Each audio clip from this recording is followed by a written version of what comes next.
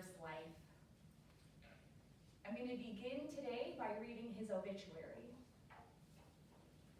Sepehr Mowlavi, 40, of St. Joseph, passed away unexpectedly on Sunday, June 16, 2024. He was born January 12, 1984, in Tehran, Iran, to Masoud Mowlavi and Mansoureh Sameni, and raised in Rochester Hills, Michigan. Sepehr studied at Oakland University and at the University of Michigan, where he earned his industrial engineering degree. He started his career at General Electric in Schenectady, New York, where he met Kelly and took pride in his work in environment, health, and safety across multiple roles in the power generation industry, which provided him the opportunities to see the world. His and Kelly's career moves brought them from New York to Texas, where Max was born, and then later back to Michigan. He will be remembered most for cultivating deep relationships, his strong hugs, his compassion and steadfast dedication to his friends, family, and fatherhood. Sepehr was sharp-minded and brought this, as well as his sense of humor, to every aspect of his life. He was a brilliant problem solver and often invited intense debates. He was passionate about cars and enjoyed working on his Corvette and Mustang, and always sought opportunities for car talk. Sepehr loved to cook and was especially talented in Iranian cuisine, loved the outdoors, mountain biking, camping, and hiking, and found peace in nature. From an early age, he demonstrated a connection to art and music and practiced both, including guitar, tuba, and classic piano. Post-graduation, Sepehr cultivated a love for Michigan football and basketball and rooted for the Wolverines. Sepehr was active in his son Maxwell's sports and so enjoyed watching him from the sidelines. Sepehr will be dearly missed by his wife of 12 years, Kelly, maiden name Griffith Mowlavi, whom he married on September 2nd, 2012 in Lake Placid, New York. His beloved son, Maxwell, his loving parents, Masoud and Mansoureh, his cherished brother Sahid, married to Allison Mowlavi, his nieces Maya and Ava, his nephew Noah, his aunt Miriam, married to Ahmad Shokri, his cousins Kevin, married to Alyssa Shokri, and Cameron Shokri. His parents-in-law, Kim and Nan Griffith, his sister-in-law, Sarah, married to Chris Cartnell, and many other extended family members and friends who loved him. At this time, I'd like to call Allie forward, who will be reading a poem, When I Must Leave You.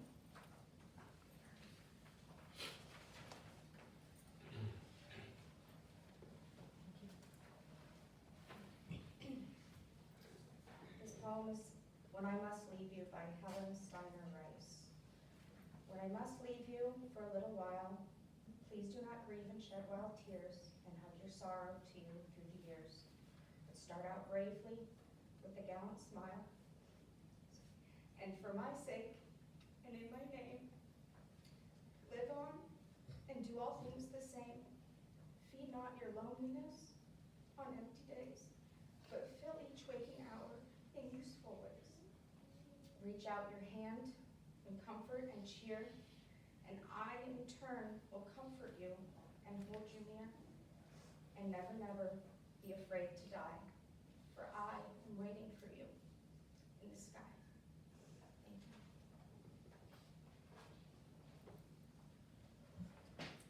Thank you, Allie. We'll now hear a song entitled Clay Pigeons by John Prine.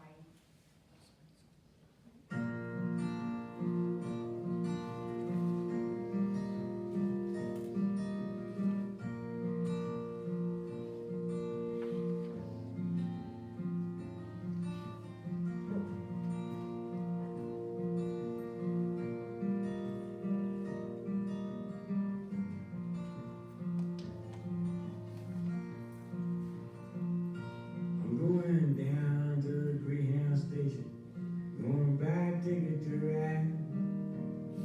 I'm gonna find that lady with 2 or 3 kids and sit down by her side. Ride till the sun comes up and down round about 2 or 3 times. Smoking cigarettes in the last seat. Sing the song for the people to meet and get along with it all. But where the people say y'all, I sing a song with a friend. Change the shape that I'm in and get back in the game and start playing again. I'd like to stay, but I might have to go to start over again. I might go back down to Texas or go to somewhere that I've never been and get up in the morning and go out at night and I won't have to go home. Get used to being alone. Change the words to this song and start singing again.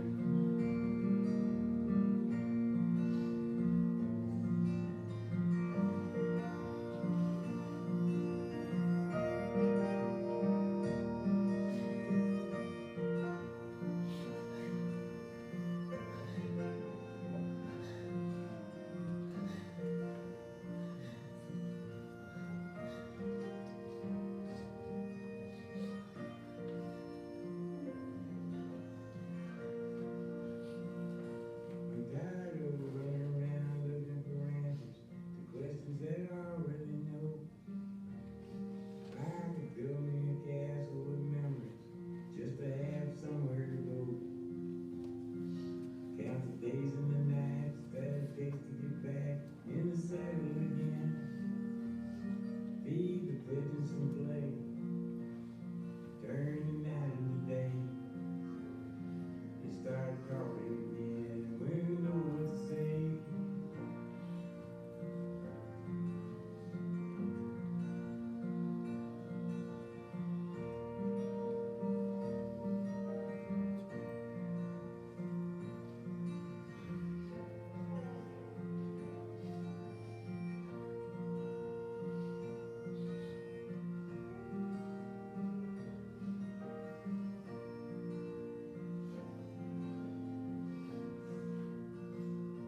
I'm going down to the Greyhound station, gonna buy a ticket to ride. I'm gonna find that lady with 2 or 3 kids and sit down by her side. Ride till the sun comes up and down round about 2 or 3 times. Smoking cigarettes in the last seat. Sing a song for the people to meet and get along with it all. But where people say oh, feed the pigeons some play. Turn the night into day and start talking again when you know what to say.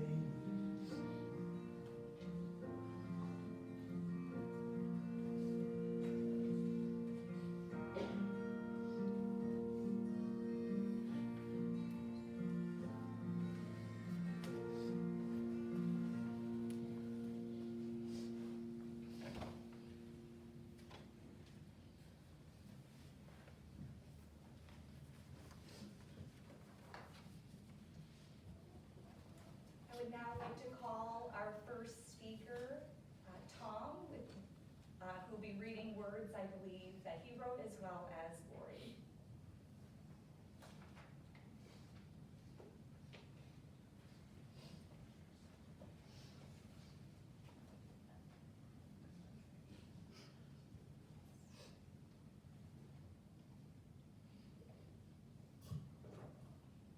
Good afternoon. My name's Tom Karnowski. We'll get back to me in about 3 minutes. But first, you need to hear some things about Sepehr that maybe you knew, but maybe you didn't, but you're going to definitely know by the end, because Sepehr was truly one of the most special humans to have ever graced the face of planet Earth, because he was the absolute best at what he did in the professional world. Kelly notwithstanding, who happens to also be extremely good at her job too. More to follow on that also. share with you first from a very seasoned environmental health and safety professional by the name of Rich Luberg, who wanted to pass this along. Sepehr possessed the unique personality and charisma to unite everyone around him to work together and move toward the common good. He was one of those people who you loved being around, having fun with, and simply spending time enjoying life. His passing caused me to cry inside and out, since the world now has one less beautiful soul. We will forever hold him and everyone in his family in our hearts.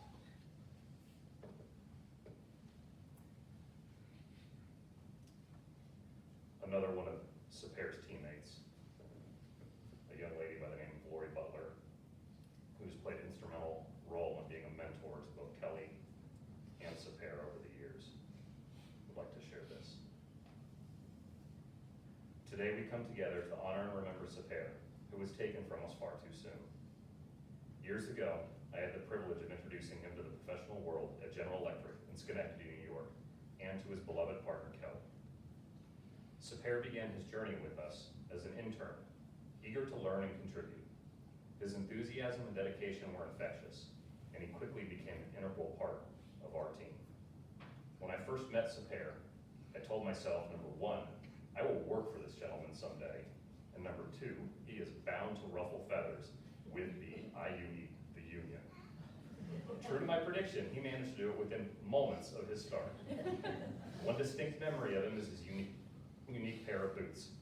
They weren't new, but they were distinctive and seemed to carry a special tale. When I inquired about the origin of the boots, he shared that they were the same ones his father wore when he first set foot in the United States. The boots served as a symbol of his love of family. They instilled a work ethic rooted in determination and resilience that centered around a unique way of challenging the status quo to drive operational improvement and bottom line value creation. Beyond work, Sepehr was a friend. Our relationship was like a fine wine that improved as the years passed. He was an old soul who was worldly, professional, and savvy, with genuine warmth and kindness extended to all areas of life, including the love he shared with Kelly. Sepehr's influence extends beyond his professional achievements. It is felt in the hearts he's touched. As an environmental health and safety expert, his most significant contributions are to those he never met, the families and friends of the employees. His spirit will continue to shine through his young son, Max, the most precious gift he and Kelly have shared. As we say goodbye, let us hold on to the memories and the laughter. Sepehr may have left this world, but he will forever remain in our hearts.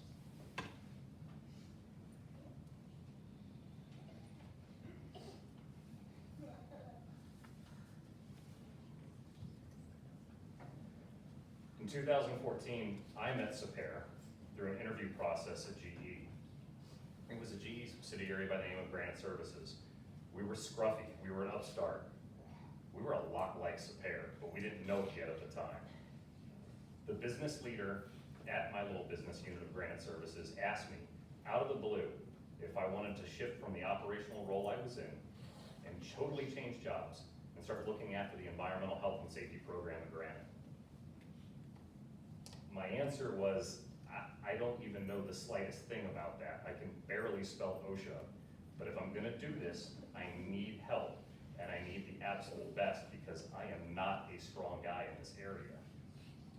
And so, much to my happiness, I fortuitously was given permission and serendipitously was given the opportunity to go run amok in GE as this little upstart business unit and have my pick of potential folks to come help me. Now, there was a caveat. There were two Mowlavis running around at that point, and they said, hey, one of them you can't go after at all. You can't even talk to her. I said, are they related? Yeah, they're married. They got married through our program. She stays with GE. I'm like, well, that sounds even more interesting. Much to my chagrin, though, or maybe to my luck and to Kelly's luck, the opportunity to start talking to Sepehr began. And so there we were in 2014. I lured him away from the big blue GE meatball and said, hey, let's go work together.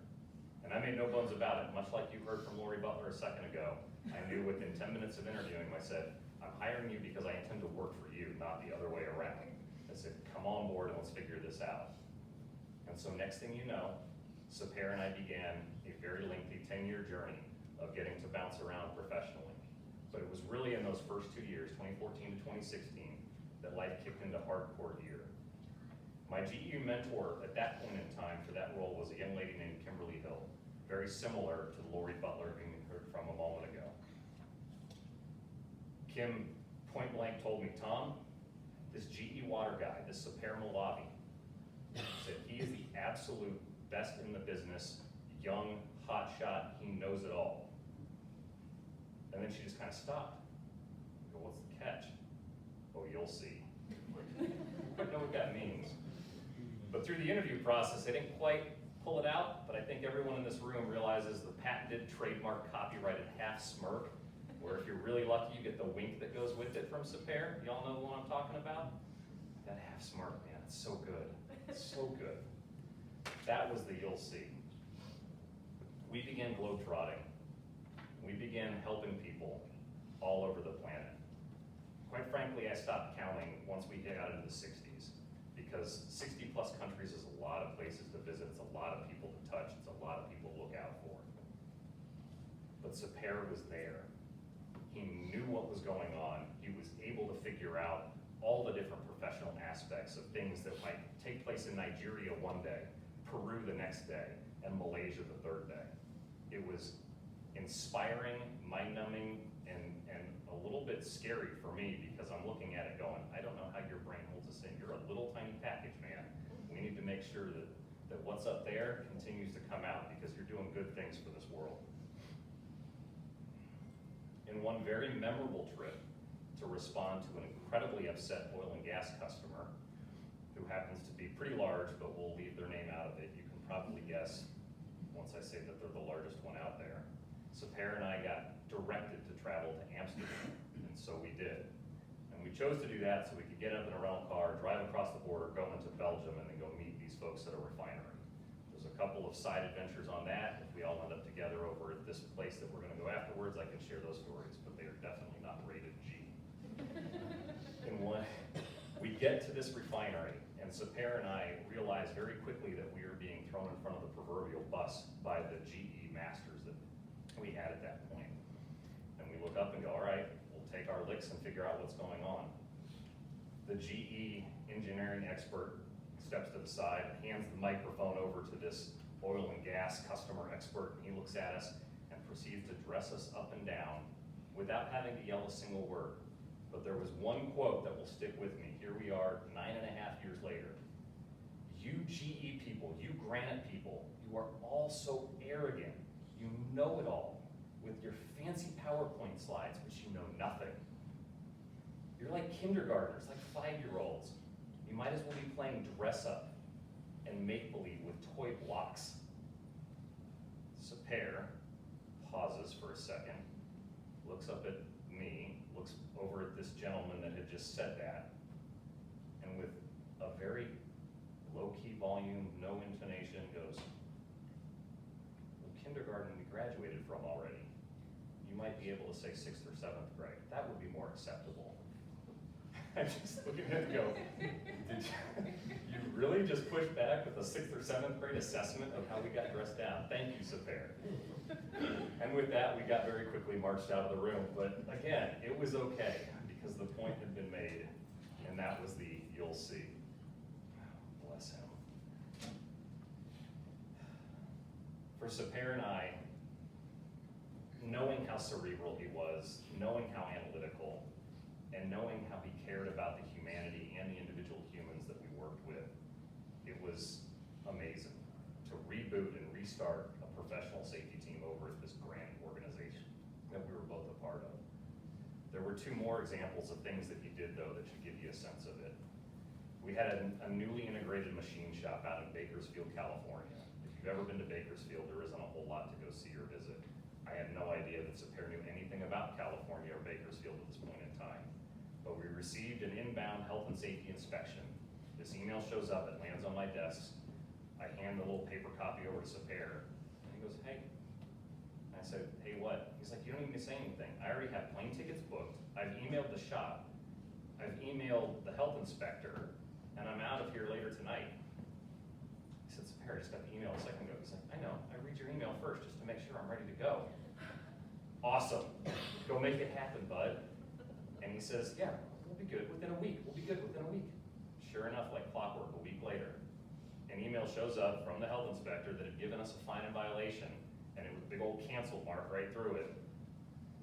I look over at Sepehr and I'm like, I've got these mental images of him taking lunches and extending them out and turning them into happy hours with half of the bureaucracy of Bakersfield, California.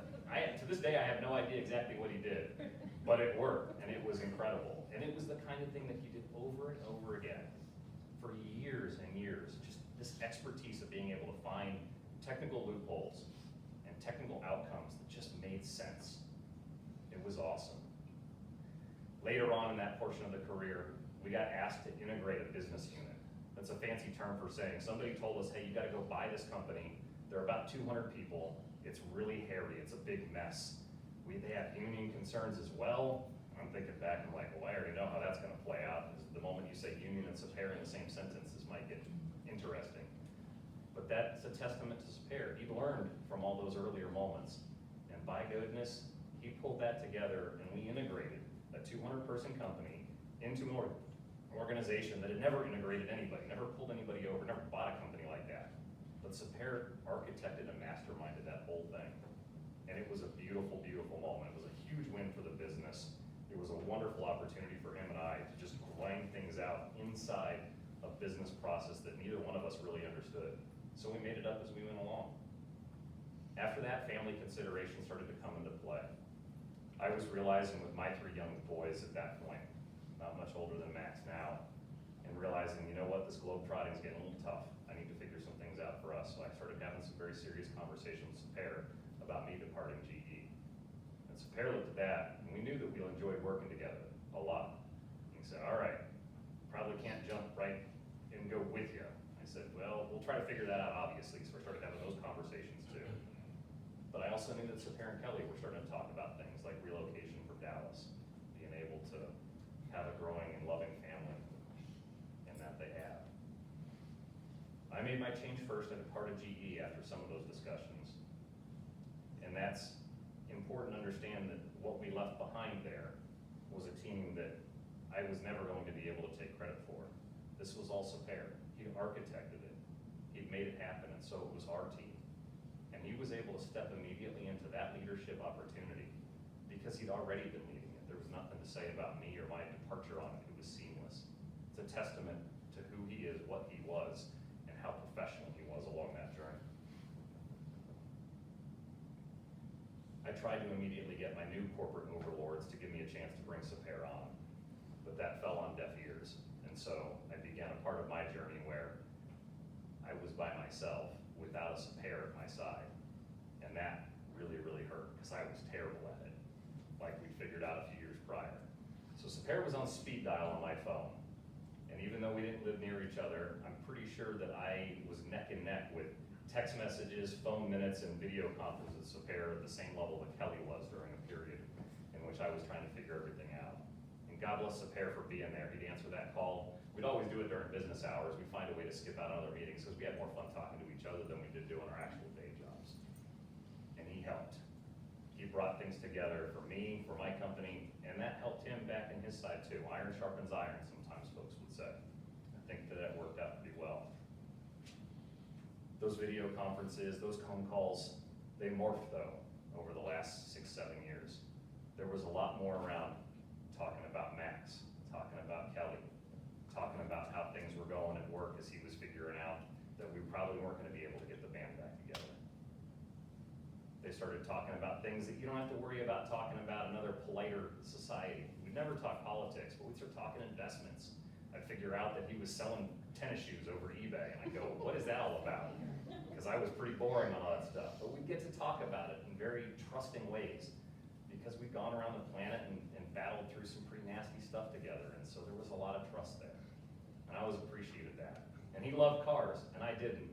We couldn't be further apart on any of that sort of thing, and that's okay, right? I mean, from a commonality standpoint, very little that Sepehr and I shared, right? I'm a kid from California. He's an Iranian American that comes on over and does his thing.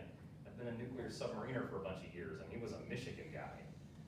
I got an MBA from Notre Dame. I mean, that turned into part of the conversations because all he wanted to do was bet against Notre Dame and in favor of Michigan. So for years, we would go back and forth on that. I think at one point, he even connived me into having a bet that was Michigan versus Michigan at one of those preseason football games that takes place in the spring. But he was all about it. And his love for those things were wonderful, and we enjoyed having a brotherhood of being able to talk about that as the years have gone on. He also regaled me with all of his stories of the different workouts that he would try.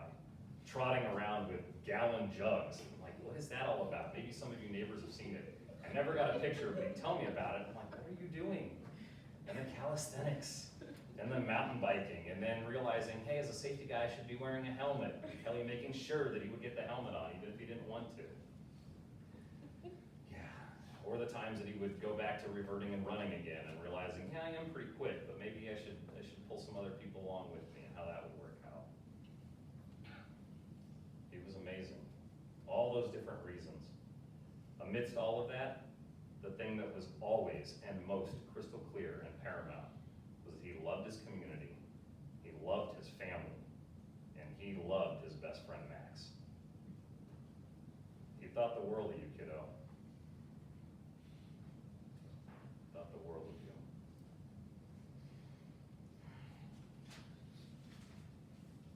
Let me share with you one final story that I think epitomizes Sepehr for me, hopefully for you all. I had one last chance to try to get the band back together in a very direct way to work with them in a company that I had gone to. So I called him down from living up here in St. Joe, and he comes into Indianapolis where this company was headquartered. We had the pleasure of getting to break bread with Saeed. It was a wonderful moment. Wonderful evening, and he goes through all the interviews. Tom, it's gonna be a great night's sleep. I'm turning my hotel room into a bat cave. I'm like, all right, good for you, man. That seems about right for you. 62 degrees on the thermostat, all the blinds, shuts himself in, perfectly ready to go for the interviews. And after it was all said and done, everybody, universally, 7 straight interviews, come back with Tom, you need to hire this guy. We need to do this. But were they willing to go the distance on that? And that's where the Chief Human Resources Officer comes back around and goes, Tom, we don't deserve Sepehr. We don't deserve Sepehr. He's better than anything we have going. But for that reason, we should go after Sepehr because he'd make this entire place better. And I think that's how anyone who has ever interacted with Sepehr or been on the other side of the emails or phone calls or systems or algorithms or business processes that he's been a part of, they know that they're better for it. And the world is better for it because he has a family that's going to carry on for him in the best of ways. Thank you all for celebrating his life today.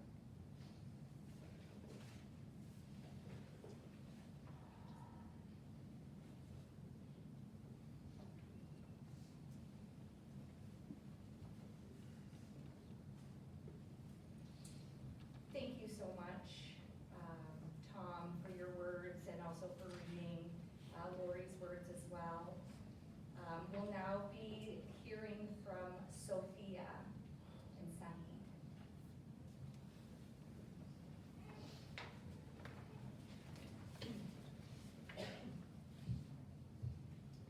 I'm going to bring us back a couple of years, well before Sepehr's career. But funny enough, Tom, I want to recognize, I too was also completely opposite of Sepehr, but somehow we had this amazing bond and love for each other. So I'm glad to know that other people shared the same. So for those who don't know me, I am Sophia Sepehr, a longtime family friend and neighbor of the Mowlavis. Sepehr's passing leaves a void in the hearts of all who knew him and leaves behind a legacy of warmth, laughter, and caring, forever remembered by those lives he's touched. Often known for his eccentric personality and tough exterior that belied his caring heart in even stronger ways, Sepehr was cherished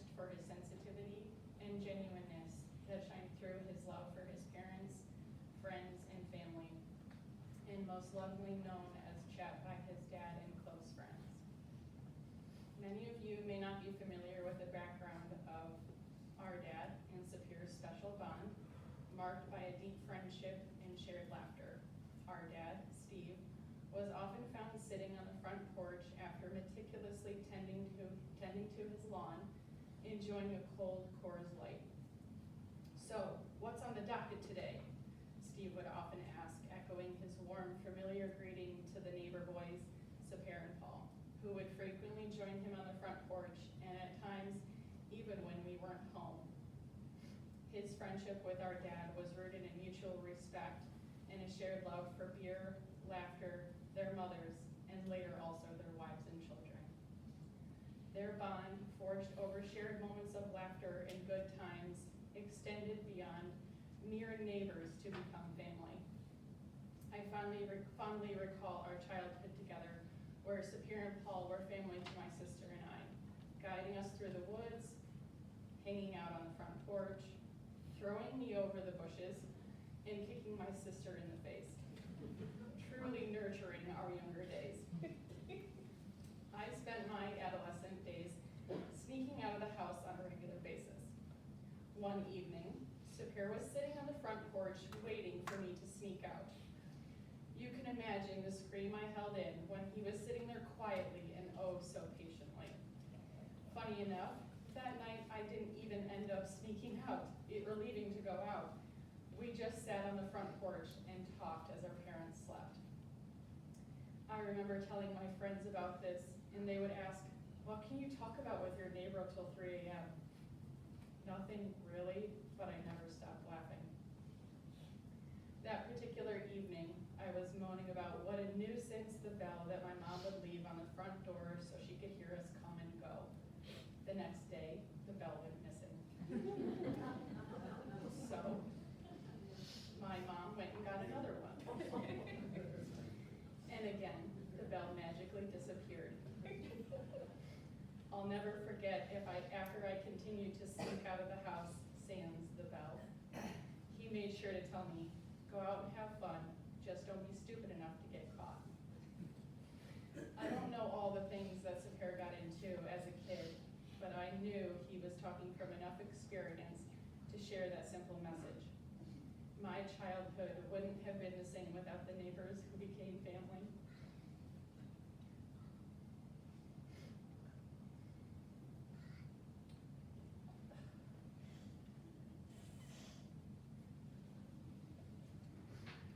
All this to say, all those nothings meant more to me than so many somethings.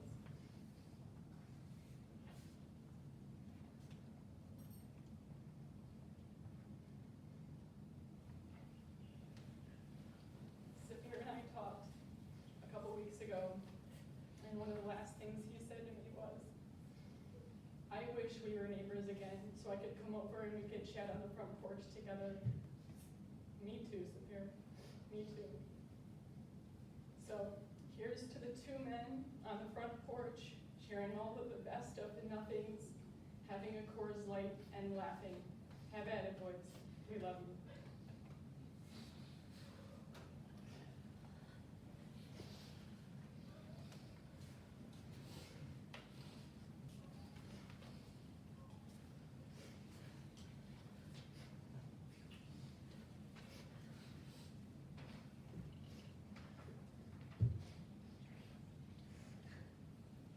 So, first I want to thank everybody for coming here. This means a lot to our family, to the friends that have shown up. And I want to be very deliberate in saying the neighbors in the community of St. Joseph. You know, this community meant a ton to Sepehr. He was so proud of it. He would talk about this community so often. And I would say to myself, who are these people? And how are they so connected to one another? Because you don't see that in a lot of parts of the world. You don't see neighbors, you know, crossing the street and saying hi. And so to have you guys here means so much to us as well. as a family, we're absolutely devastated. This feels like a movie that you kind of sit and watch, and you think it's somebody else's problem, but it's not, it's yours. And it has literally changed the lens in which we view the world. It's changed the color. And we have to work together to try to see as clearly now as we used to. Let's Sepehr was here. My brother was determined, passionate, stubborn, caring, smart, complex, very complex. And an original. I don't know anybody like this. We were very different in a lot of ways. We were similar in a lot of very key core ways. And we gave each other a run for our money, no question. Throughout the years, there were a lot of ups and downs, and agreements and disagreements. I find myself arguing with Sepehr about something being the color green, or whether a clock ticks first or talks first. And these were conversations that we would have, and I would say, I know my kindergarten teacher signed me off on the color green. But for some reason, you're passionately against what I believe is to be that color. And this was just the take we had. But there were some things that were absolutes in our lives. Things that there was no agreement or disagreement. It was just there. And one of those things is that we would take care of each other's families. Kelly's a sister to me. Max is no different than my daughter, Ava, or Maya. And we both knew that we would be committed to one another's families no matter what. That goes without saying. The second piece is our commitment and love for our parents. Because they've sacrificed so much for us over the course of the years, to a point where you almost have to stand back and just revel in amazement. And so it's my responsibility to ensure that I take care of them in the way that Sepehr would have as well. We were very competitive, viciously so. Last year, 2 years ago, I don't remember when it was, Kelly and Sepehr came over to the house. We've got a fence that's about 150 feet from the patio. And we had made water balloons for the kids. The kids had very little to do with this water balloon. So I said, can you throw the water balloon over the fence? And it's not hard, it's not easy to do. And so we took turns throwing it. And I remembered that because when he left, I practiced throwing balloons over the fence for hours, to the point where I could get it all the way across. I'm like, gosh, I just hope he comes over again. And he did. And you know what? We had the balloons. And that competition continued. But here's the thing. It wasn't to one-up one another. It was to make one another stronger. And we knew that. And it was to make our team as brothers stronger. There's one area I couldn't compete with him on, and that was his ability to form shockingly deep relationships with people. I think it takes a certain type of person to do that. And he had relationships that I couldn't even wrap my head around. We would be going out and some random random guy would show up, and I don't know who this person is. They seem to know each other for 10 years. And I feel bad, because I should probably know who he is. And so when we get a quiet moment, I said, Sepehr, who's this guy? He said, oh, we met him yesterday. They were selling groceries on the side of the street, and I pulled over. And, and that's the thing, right? These deep relationships really matter, and that's why this community really matters to my brother. Our cadence over the years was very much varied. We were 5, 6 years apart. So I was in college while he was in middle school and in high school. But as we got older, we started coming closer and closer together. And it did start with cars, discussing, again, we're different. He's looking at muscle cars, I'm looking at something else. But that's kind of how we started the cadence at night, when we would have conversations. From there, it went to kids. Max, Maya, and Ava, and then ultimately transitioned more to FaceTime conversations we would have at night.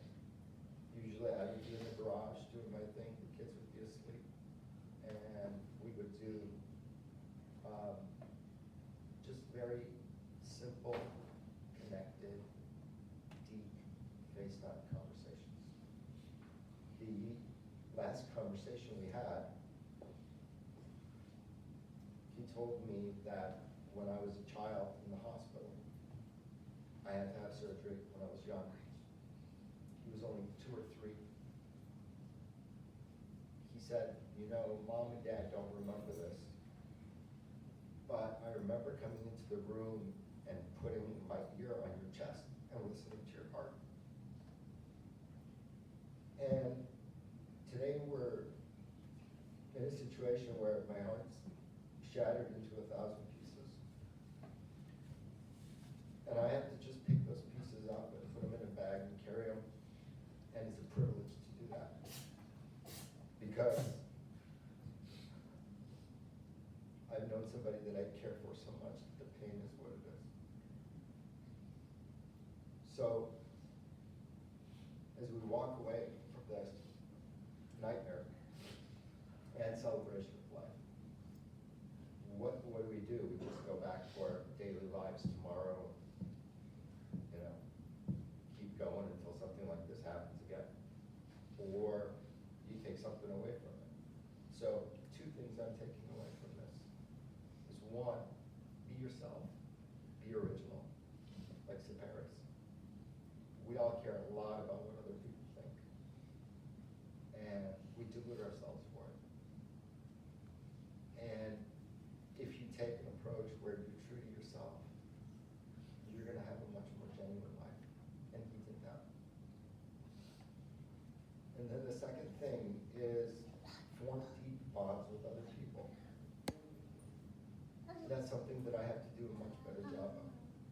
And I'm going to take that lesson from him. Many of you haven't seen each other for many, many years. It's worth getting one another's numbers again, getting together for coffee or dinner, so that you have a relationship outside of weddings and funerals. And I'm going to do everything in my power to do that with all of you and with others in my life that I should do a better job of keeping in touch with. Thank you all so much for coming. This means a lot to us. I'm so sorry for your loss, Mom and Dad, and for coming. It's just unbearable. And I commit to do everything I can to make sure that you're all okay. Thank you.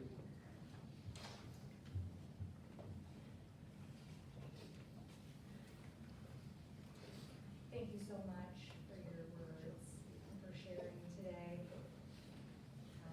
I do have a closing poem I'd like to share now. It is on the inside of your folder if you'd like to follow along. It is entitled Epitaph by Mowlavi. When I die, give what's left of me away to our children and old men that wait to die. And if you need to cry, for your brother, walking the street beside you. And when you need me, put your arms around anyone and give them what you need to give to me. I want to leave you something better than words or sounds. Look for me in the people I've known or loved, and if you cannot give me away, at least let me live on in your eyes and not on your mind. You can love me most by letting hands touch hands, by letting bodies touch bodies, and by letting go of children that need to be free. Love doesn't die, people do. So, when all that's left of me is love, give me away. Ladies and gentlemen, again, I'd like to thank you all so much for being here. On behalf of Sepehr's family, I would like to invite you all to a reception that's following today's services at Silver Harbor Brewing Company, which is downtown St. Joe, on, I believe, Pleasant Street Plaza. You will probably need to park on the street, and you'll be heading into the reception area, which is in the back of the restaurant. For those of you who might need further directions on how to get there, you're more than welcome to see our staff today before you leave. As we dismiss the room, we are going to be listening to one final song that is entitled Stay Alive by Jose Gonzalez. And before I dismiss the room, I'll just ask you to please remain seated. We are going to dismiss the room from the back to the front, coming up the center aisle. You're more than welcome to say your goodbyes to the family, but then please exit the chapel to give the family just a few moments alone in private to gather their belongings. Once you've exited the chapel, I'll just ask you to please step to your vehicles and again allow the family to move forward to the luncheon where again I encourage you to meet them there. Once again, this does conclude the services here at the funeral home for Sepehr. Please go in